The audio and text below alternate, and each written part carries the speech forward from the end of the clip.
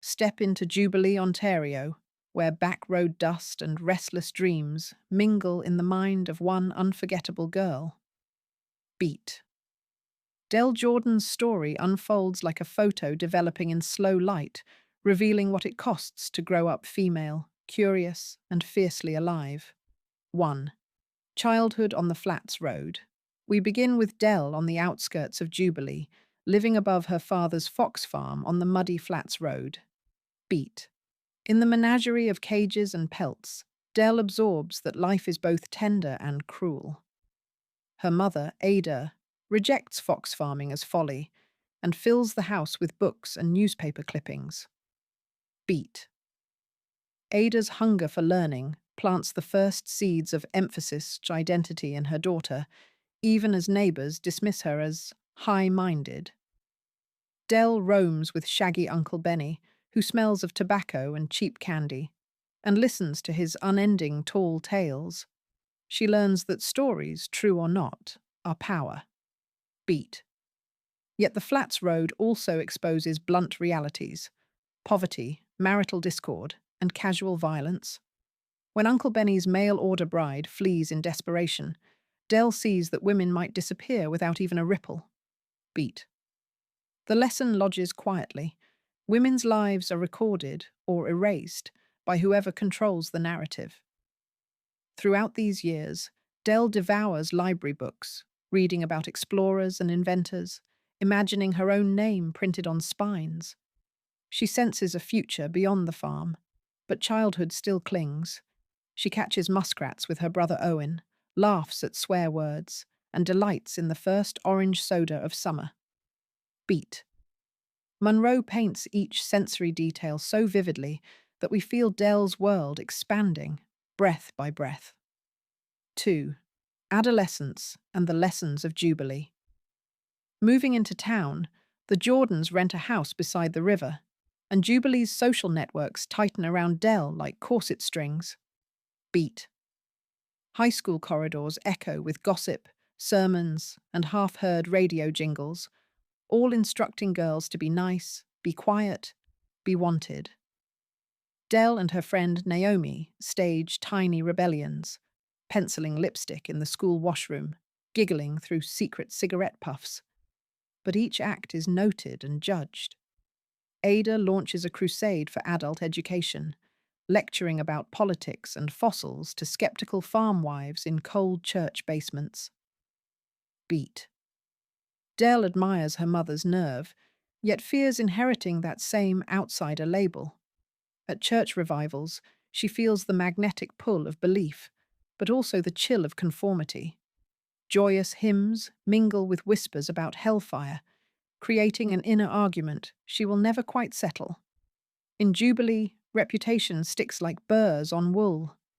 When Del wins a public speaking prize, boys snicker that no one likes a smarty pants. Beat. The message is clear. A girl who wields language risks exile. Still, Del clings to words.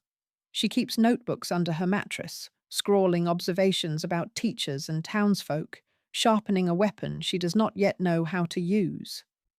Beat. Here, Munro threads the tension between belonging and becoming, between the safety of the flock and the lonely stretch of self-made path. 3. Love, loss, and bodily discovery. Puberty arrives with the force of spring floodwaters. Beat. Del's period, awkward brasiers, and Naomi's illicit magazines decode the mysteries of flesh. The girls spy on neighbors, practice kissing on their arms, and narrate lurid fantasies behind locked bathroom doors. Beat.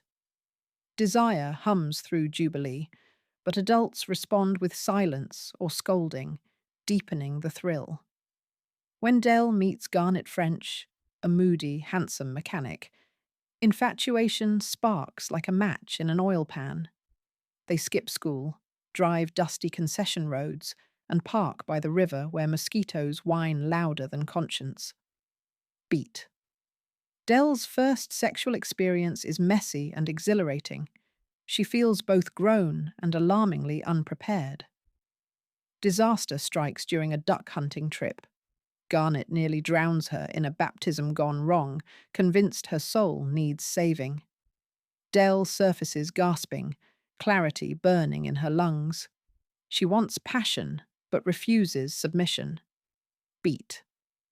Shortly after, her beloved Uncle Craig dies, and she is tasked with typing his dry account of Jubilee's history. In its footnotes, she grasps how easily women vanish from the record. Beat.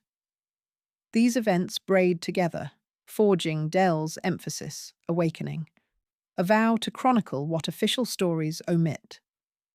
4. Claiming a voice, writing and womanhood.